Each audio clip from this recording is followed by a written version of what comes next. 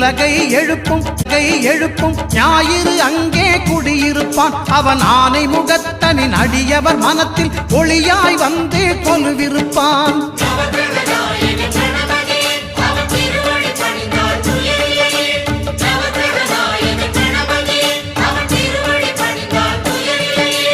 ஒன்பது கோளும் ஒன்றாய் காண